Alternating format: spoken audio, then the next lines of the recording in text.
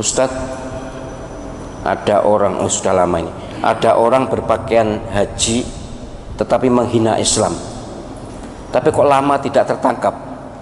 Wallahu alam, saya juga tidak mengikuti apa sudah tertangkap atau belum. Pokoknya gini, kalau ada orang yang bermasalah hukum kok lama tidak ditangkap, berarti dia bolone atau dia ada tugas, ada perintah dari yang merintah ya. Kalau kok cepat ditangkap, oh berarti lawannya, berarti harus diamankan. Maka saya memohon kepada para penegak hukum, petugas hukum, baik polisi, jaksa, juga termasuk hakim, waspadalah, berhati-hatilah dalam hal ini. Kalau berlaku tidak adil, berulang kali saya sampaikan, berarti zalim. Kalau zalim musuhnya Gusti Allah SWT. Kurang perkasa apa Fir'aun? Kurang perkasa apa Namrud? Kurang hebat apa Turki itu, Ataturk? Kurang hebat apa para penguasa dunia ini yang sudah lalu dalam sejarah? Semuanya nyungsep karena zalim. Sekali lagi saya berharap panjenengan yang bertugas di bidang penegakan hukum, waspadalah, hati-hatilah kalau panjenengan tidak adil, kalau panjenengan pilih kasih musuhnya Gusti Allah langsung. Ada yang langsung dipateni, ada toh langsung.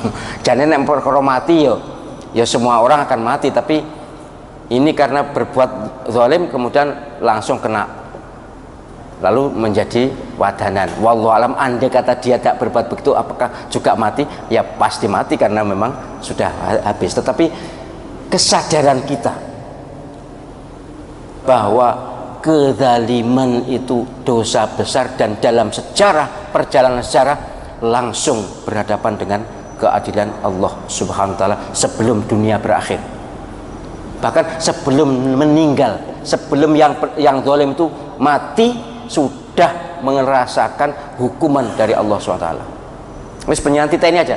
Kalau ada orang yang zalim, coba lihat aja.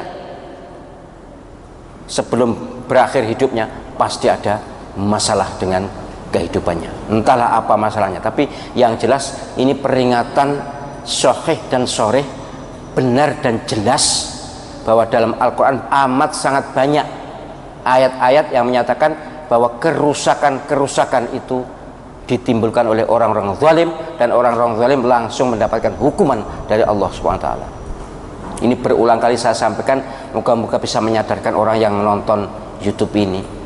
Karena kalau ada penista agama, ada orang yang terang-terangan melanggar hukum, kok dibiarkan, padahal orang yang mirip atau orang yang sama, atau bukan sama orangnya tapi perbuatan yang sama, cepat ditangkap, cepat diproses.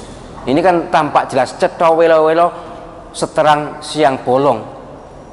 Nggak usah pakai orang cerdas atau pakai gelar tinggi, orang awam pun bisa ngerti bahwa ini adalah perbuatan sengaja, perbuatan zalim, perbuatan tidak adil. Tidak adil itu adalah zalim, atau zalim itu lawannya adil. Jadi kalau tidak adil mesti musuhnya Gusti Allah, gitu aja, siapapun. Oleh karena itu, hidup yang hanya sekali ini, jangan bermain-main dengan perbuatan zalim. Itu belum urusan akhirat loh ya, belum urusan akhirat. Jadi Allah Subhanahu wa taala menyatakan, wa ma kunna muhlikil qura illa wa ahluha zalimun. Saya tidak akan menghancurkan suatu negeri kecuali penduduknya banyak yang zalim. Itu kalau dunia. Akhirat ya pastilah sudah resikonya berkepanjangan dan tidak ada pilihan.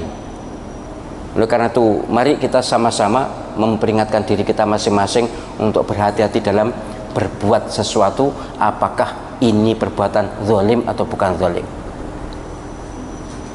Maka Nabi Adam alaihissalam, Nabi Yunus alaihissalam yang melakukan kesalahan bukan mohon ampun, tapi ngaku zalim. Ngaku zalim itu lebih penting untuk membawa kesadaran kita berhadapan dengan Allah Subhanahu wa taala. Rabbana zalamna anfusana wa illam taghfir lana wa tarhamna lanakunanna minal khasirin. Itu statement, pernyataan zalim.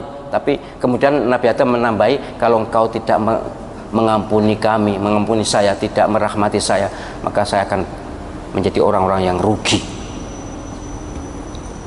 Kalau Nabi Yunus yang kita baca tadi, la ilaha illa anta subhanaka inni kuntu minadz zalimin. Tidak ada Tuhan selain engkau, maha suci engkau, saya termasuk orang yang zalim. Nabi Yunus alaihissalam, orang yang maksum, Rasul kok. Memang ada kesalahan karena lari dari kaumnya, karena jengkel, itu aja ceritanya kan gitu. Nabi Yunus tuh sudah berdakwah bertahun-tahun kok, kaumnya tuh ngeyel aja dan enggak taat, enggak manut, enggak ikut. Kemudian Nabi Yunus lari, minggat di kamarnya gitu. minggat nunut perahu, kemudian kapal, kemudian kapal itu goyang, lalu diundi, siapa yang kena maka akan dibuang ke laut. Ternyata Nabi Yunus kena 3 kali, beliau terus yang kena undian untuk diceburkan ke laut, karena ya tentu atas kehendak Allah SWT. Lalu ditelan ikan hiu selama 40 hari 40 malam, tapi tidak mati karena berdoa, mengadu, meratap, la ilaha illa anta subhanaka inni kuntu minadz zalimin. Ya, sekelas Nabi Yunus alaihissalam. Tapi kalau orang itu kalau sudah levelnya tinggi, cepat kroso dosa, itu ya bedanya begitu. Nabi SAW bersabda, orang tuh yang sedikit dosanya cepat merasa dosa. Sing gak patek kroso dosa itu berarti dosanya akeh. Monggo panjenengan ngeri dewi-dewi. Nek panjenengan ngrasa menter, acer, tenang aja, ya waspadalah. Tapi kalau orang banyak ya merasa banyak dosa lah, itu justru yang sensitif terhadap dosa, dan itu yang kemungkinan sedikit dosanya.